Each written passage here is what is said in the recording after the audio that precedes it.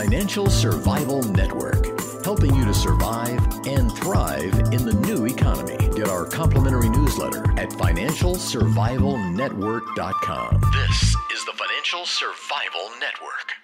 Financial Survival Network is presented to you by Regal Assets. Buy and sell physical gold and silver through your existing retirement plan, 100% tax-free with Regal Assets. If you want to include physical gold or silver in your existing IRA or old 401k, request your free investment kit, which was recently featured in the Forbes and Smart Money Wall Street Journal magazines. Call toll-free 855-678-6620, 855-678-6620, or visit regalassets.com.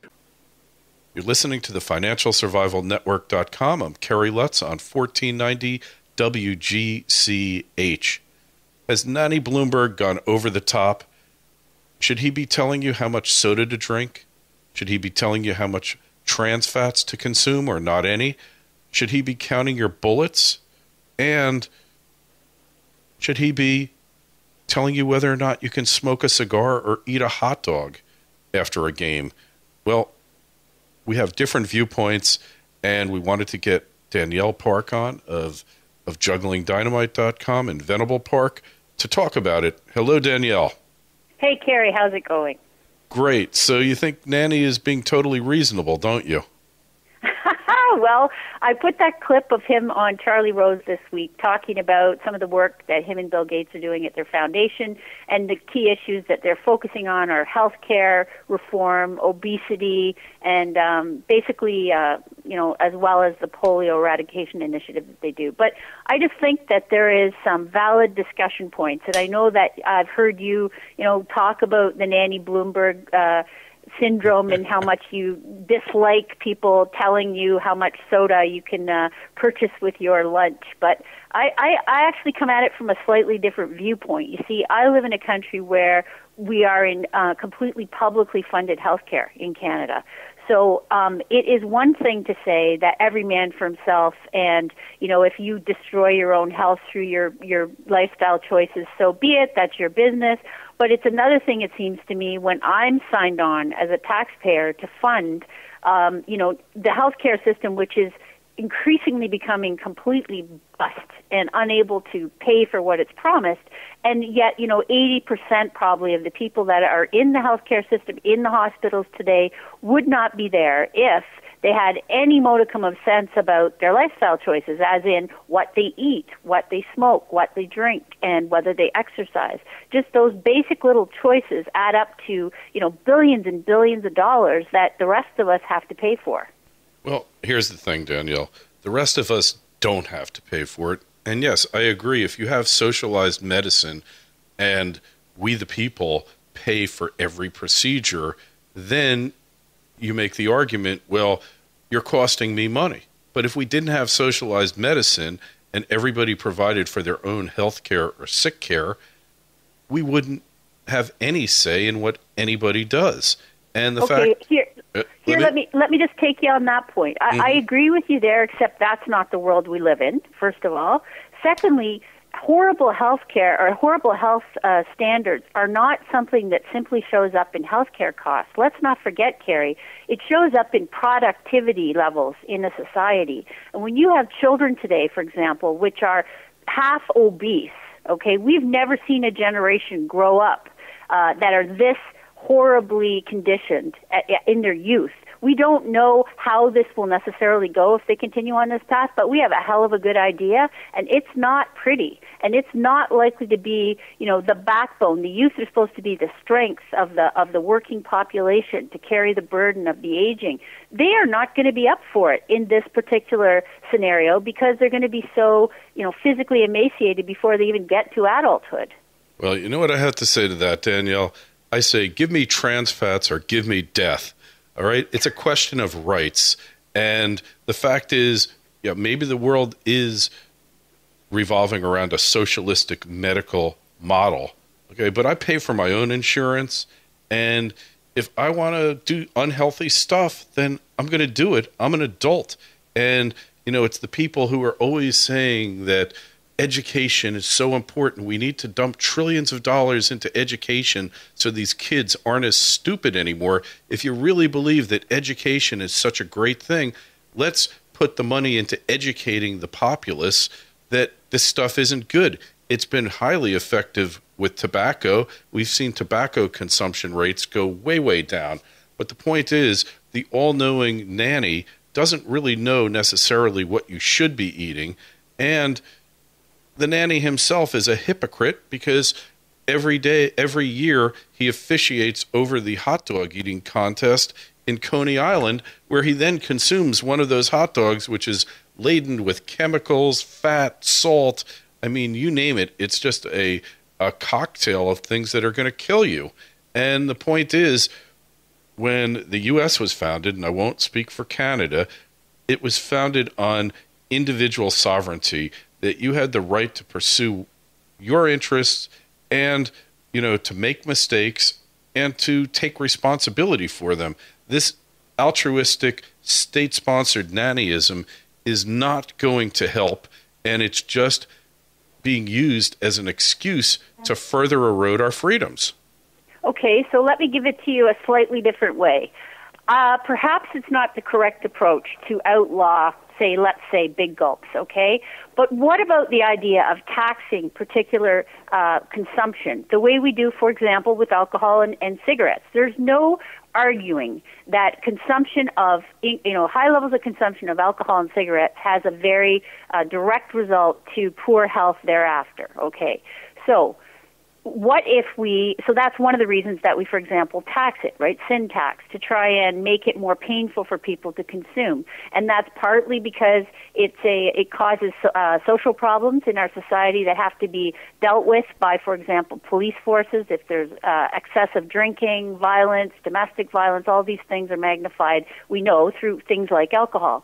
So we've decided as a society to tax these things more. Okay, perhaps we should address the junk food craze more from the perspective of higher taxation. The problem I have with it today is that poorer people will argue that they can't afford to eat better foods, that they have to buy the big gulp 2 liters to drink with their hamburger because that's the cheapest stuff going. It seems to me that from a policy perspective, if we're going to have any impact on this, and you can argue that we shouldn't have any impact, but the reality is that in a society we do, and we do reinforce certain behaviors, and we even ban certain behaviors. For example, you're a parent. Would it be okay for you to give cigarettes to your 10-year-old? Would it be okay for you to let your 10-year-old drink vermouth? Do you think that it goes that far, where we should have no say in what parents are doing with their children? Well, look, there is a thing called the law of consent, the age of consent. 10-year-old can't make an informed decision whether he should be smoking cigarettes or not, and you just like you can't decide if he should be having sex or not. So that's a different issue. So I agree then. But I would suggest to you it's not, because a 10-year-old doesn't know that it's horrendous for him to drink a big gulp with every meal. A 10-year-old doesn't know any better unless the parents know better and are responsible and teach them about health. So the problem is we have generations of people here who are completely ignorant about why their health is deteriorating so much. They don't know why diabetes is 1 and 2. They don't know why their kids are obese. And so the kids have no fighting chance. No one is saying to them, that big gulp is harming your health in the same extent as if you were smoking or drinking alcohol as a child. All right, so then where do you stop here, Danielle? Okay, you're doing a great thing. You're getting these kids to stop. You've outlawed big gulps, all right, which is ridiculous anyway, because the way the law is being implemented, if you go to a bar and they put a mixer cranberry juice in a pitcher, it can't be more than 16 ounces because it's got too much sugar in it, even though it's going to be shared. Or you order a pitcher of Coke at a bowling alley that's going to be shared by 8 people. Sorry, it can't be any more than 16 ounces. This is the problem with nannyism, is that it results that the rules that are created to implement it are invariably arbitrary, capricious, and hypocritical. And then where does it stop?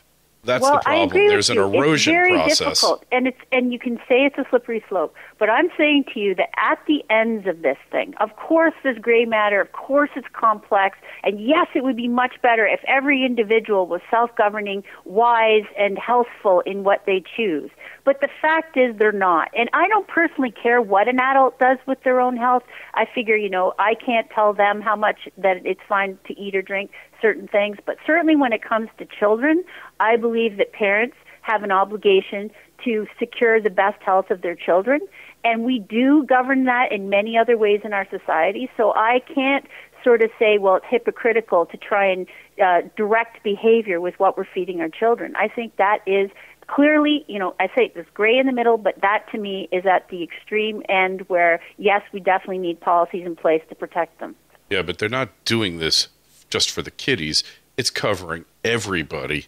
And maybe you could make the argument if it was like, hey, show us your ID, and if you're under 16, you can't have a double gulp soda. But the point is that this isn't about protecting you, taking care of your health, your well-being, and saving society money in the process. There are people like the Nanny Bloomberg who are just on a power trip.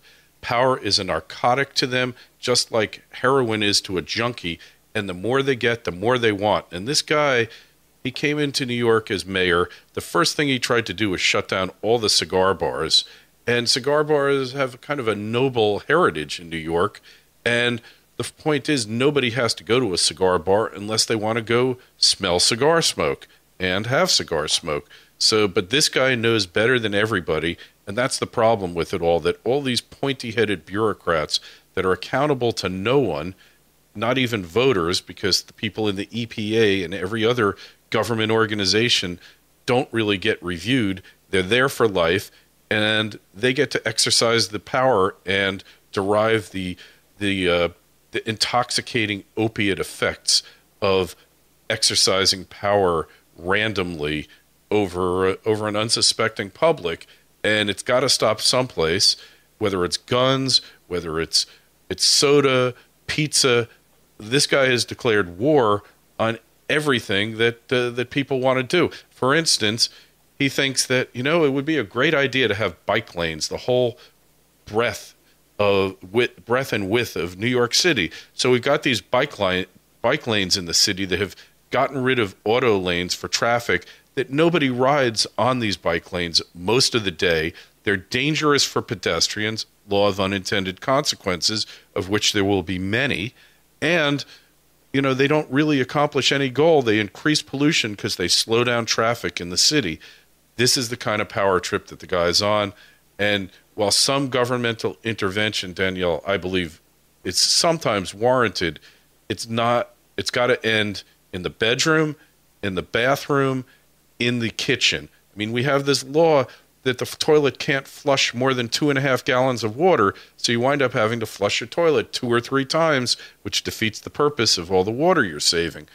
I don't want the government telling me that I can't have an incandescent bulb that's 100 watts because they think that it's going to create global warming.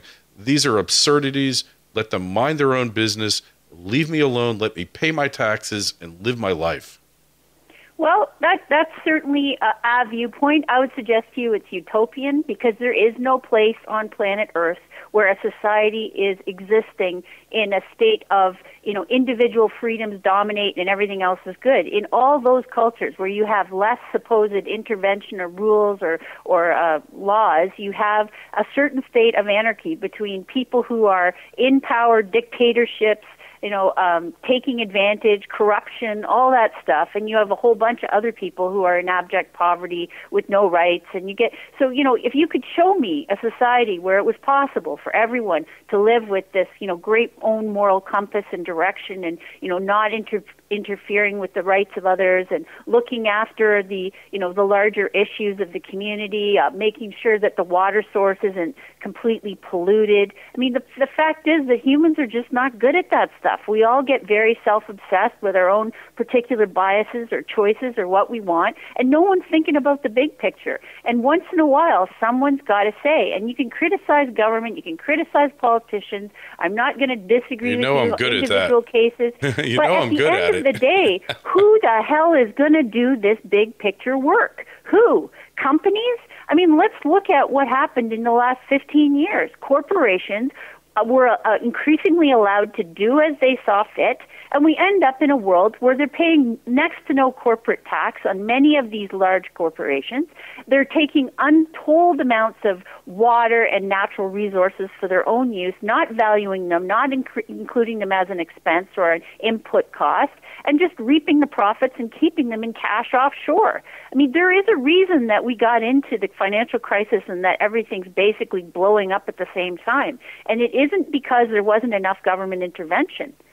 Yeah, that's for sure. You hit the nail on the head that the government is not effective when it's trying to stop you from hurting yourself. And sometimes when you hurt yourself, you will have certain adverse effects on society. It's kind of just the way it is. It's like motorcycle laws, motorcycle helmet laws. We've been down this road, and we could kind of debate it all day long, but we don't have the time. But I think I understand what you're saying. And I think, I don't think it's all misplaced concern for your fellow man. I think that the key is education. And if some people are too stupid to be educated, then they're going to have to suffer the effects of their own ignorance. And there's nothing you or I could do to stop it.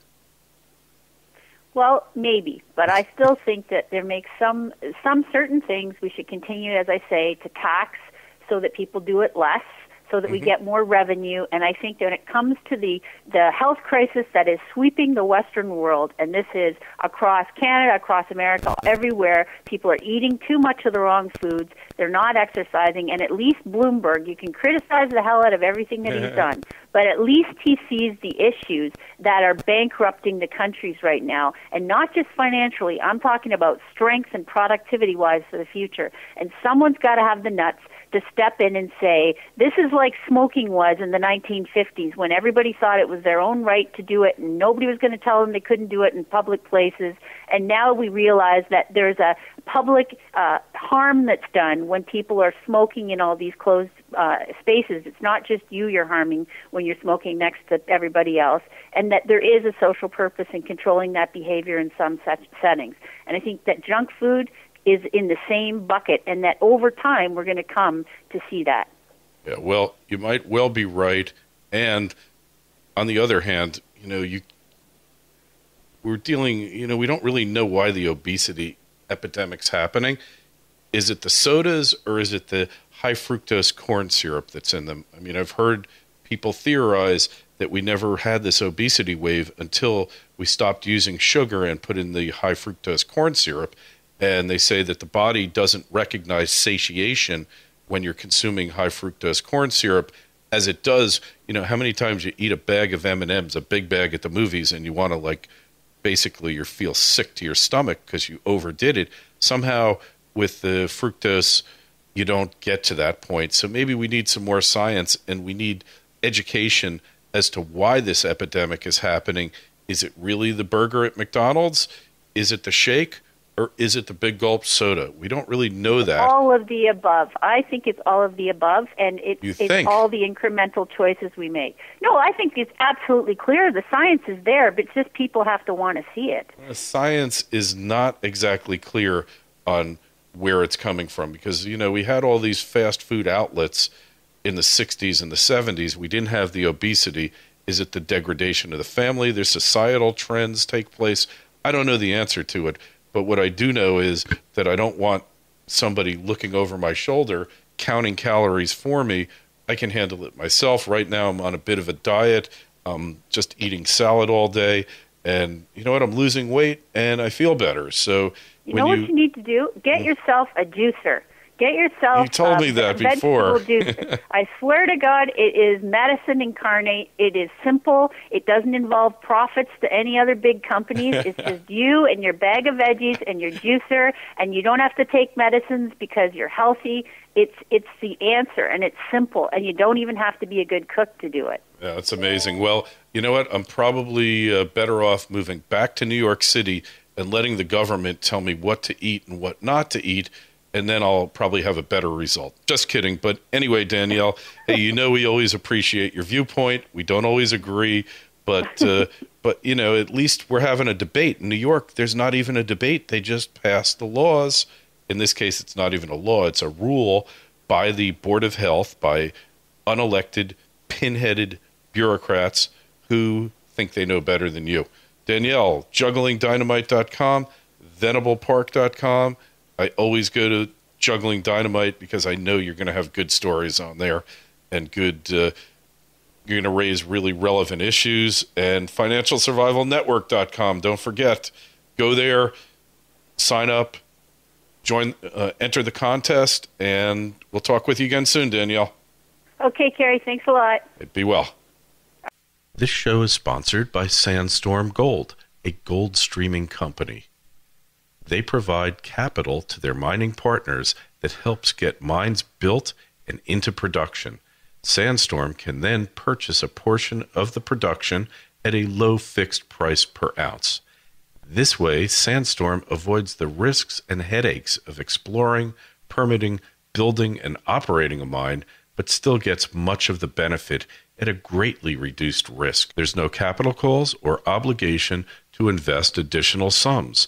Sandstorm leaves the job of building and operating the gold mines to its partners while using its expertise to supply them with financial support. Nolan Watson and David Oram, Sandstorm's founders, were the first two employees of Silver Wheaton, which is the first metal streaming company and now the largest in the world. Since 2009, Sandstorm has built an 8 gold stream portfolio with 3 NSR gold royalties. Its market cap is over $1 billion, and it spun out a sister company called Sandstorm Metals and Energy. It's listed on the TSX Venture. Symbol is SND. Sandstorm will purchase approximately 30,000 ounces of gold in 2012, growing to over 60,000 ounces by 2015 at an average cost of just $400 per ounce, while the market price closes in on $2,000 per ounce. Sandstorm Gold trades on the New York Stock Exchange under the symbol SAND and on the Toronto Stock Exchange under the symbol SSL.